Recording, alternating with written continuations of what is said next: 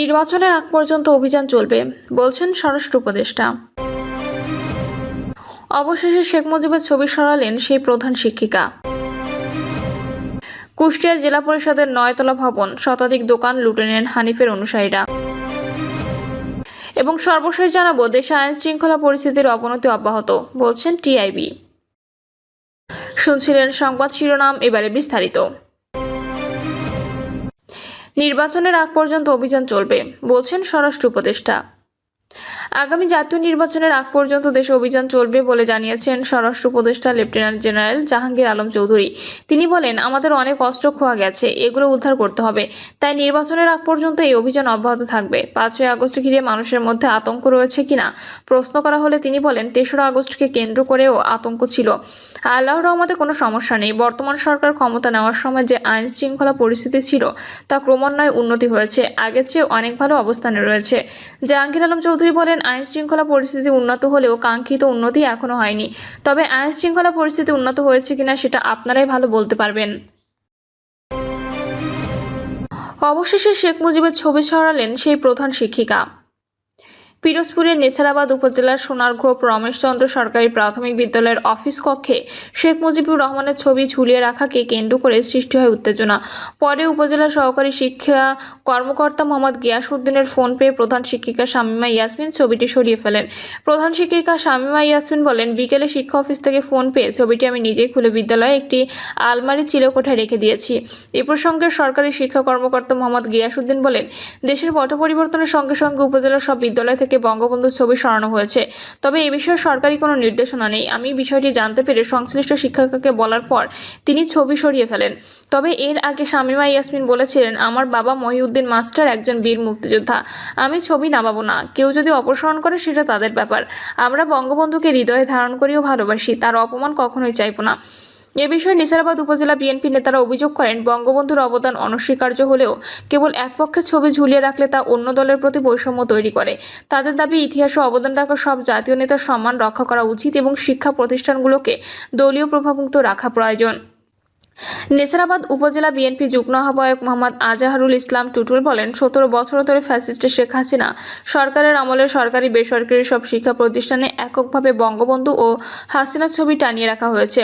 স্বাধীনতা সংগ্রামে অন্য কোনো রাজনৈতিক দলের অস্তিত্ব যেন ছিলই না, এমনভাবে ইতিহাস উপস্থাপন করা হয়েছে। আমরা এর বিরোধিতা করি। উল্লেখ্য, গত 5ই আগস্ট আওয়ামী লীগ সরকারের পতনের পর নেছারাবাদ উপজেলার কোনো সরকারি বা বেসরকারি প্রতিষ্ঠানে শেখ হাসিনা ও বঙ্গবন্ধুর ছবি টানানো নেই। শুধু সোনারঘোপ রমেশচন্দ্র সরকারি প্রাথমিক বিদ্যালয়ের অফিস কক্ষেই তখনও ছবি ঝোলানো ছিল। কুষ্টিয়ায় জেলা পরিষদের 9 তলা ভবন, শতাধিক দোকান লুটে নেন হানিফের অনুসারীরা। আওয়ামী লীগ সরকারের আমলে জেলা পরিষদ নির্মিত কুষ্টিয়া একটি 9 তলা ভবনের দোকান বরাদ্দে ব্যাপক অনিয়মের অভিযোগ রয়েছে। 41 কাঠার উপর নির্মিত ভবনের প্রায় অর্ধেক দোকানই দেওয়া হয়েছে কার্যত নিষিদ্ধ আওয়ামী লীগের যুগ্ম সাধারণ সম্পাদক মাহবুবুল আলম হানিফ অনুসারীদের। শহরের প্রাণকেন্দ্রে অবস্থিত এই বাণিজ্যিক ভবনটি তখন আওয়ামী লীগ নেতা ও তাদের স্ত্রী সন্তান এবং স্বজনরা লুটে নিয়েছেন। কোনো রকম বিজ্ঞপ্তি জারি না করে জেলা পরিষদ আওয়ামী লীগ নেতা ও তাদের পছন্দের লোকদের নামে বরাদ্দ দেওয়া হয়। ভবনটির প্রতি ফ্লোরে জায়গা রয়েছে 18,000 বর্গফুট। গত বছর কোটা বিরোধী আন্দোলনের সময় ছাত্র জনতার ক্ষোভের মুখে পড়ে বাণিজ্যিক ওই ভবনটি। আন্দোলনের শেষ দিকে 4 আগস্ট ভবনের সামনের অংশে ব্যাপক ভাঙচুর চালায় ছাত্র জনতা।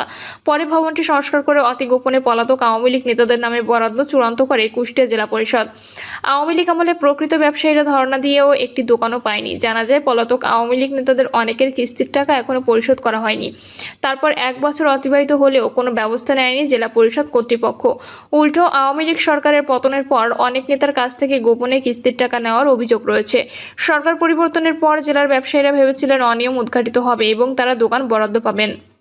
কুষ্টিয়া শহরের জনবহুল 128 নম্বর নবাব সিরাজউদ্দৌলা সড়কের নিজস্ব জায়গায় 2018 সালে 9 তলা বিশিষ্ট বাণিজ্যিক ভবনের নির্মাণ কাজ শুরু করে কুষ্টিয়া জেলা পরিষদ। প্রায় 41 কাঠা জমির উপর নির্মিত ভবনের প্রতি ফ্লোরে জায়গা রয়েছে 18,000 বর্গফুট। সুসজ্জিত বাণিজ্যিক ভবনটির নাম দেওয়া হয় কুষ্টিয়া জেলা পরিষদ টাওয়ার। ভবনের প্রথম তলা থেকে চতুর্থ তলা পর্যন্ত রয়েছে শপিং মল। পঞ্চম তলায় জেলা পরিষদের নিজস্ব কার্যালয়, ষষ্ঠ তলা বরাদ্দ নিয়েছে বিআরবি গ্রুপ, সপ্তম ও অষ্টম তলা ভাড়া নিয়েছেন লালন বিজ্ঞান ও কলা বিশ্ববিদ্যালয়ের তৎকালীন চেয়ারম্যান হানিফের স্ত্রী ফৌজি আলম। অনুসন্ধানে দেখা যায় দোকান হরিলুটের তালিকায় শীর্ষ রয়েছেন জেলা আওয়ামী লীগের প্রভাবশালী নেতা ও তৎকালীন জেলা পরিষদের চেয়ারম্যান হাজী রবিউল ইসলাম। তিনি একাই নিয়েছেন 10টি দোকান।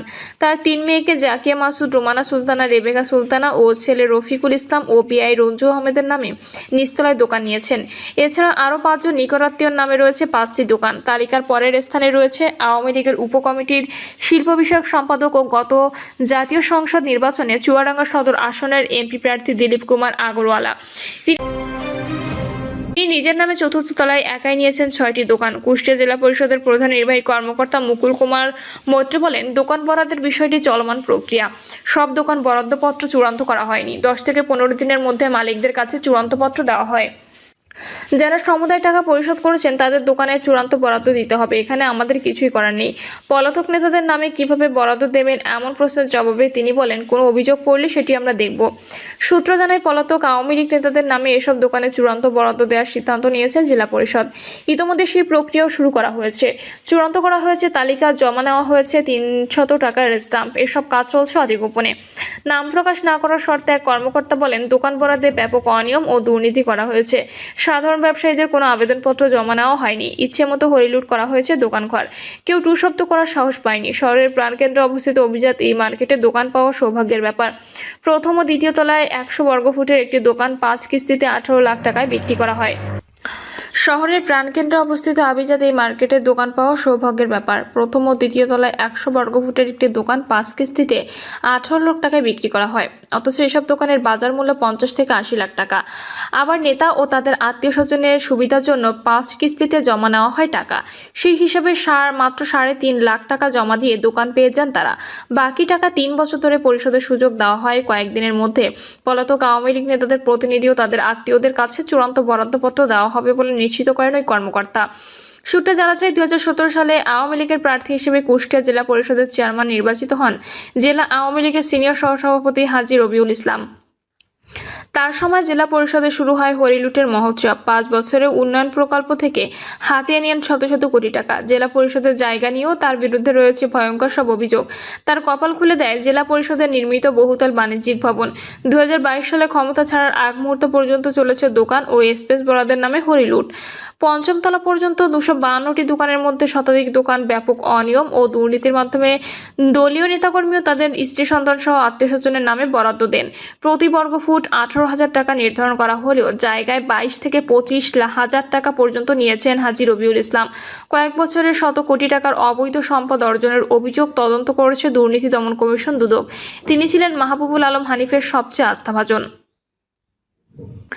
প্রিয় দর্শক, এই ছিল এখনকার সর্বশেষ সংবাদ আপডেট। সব সংবাদ পেতে চ্যানেলটি সাবস্ক্রাইব করে বেল আইকনটি ক্লিক করে রাখুন।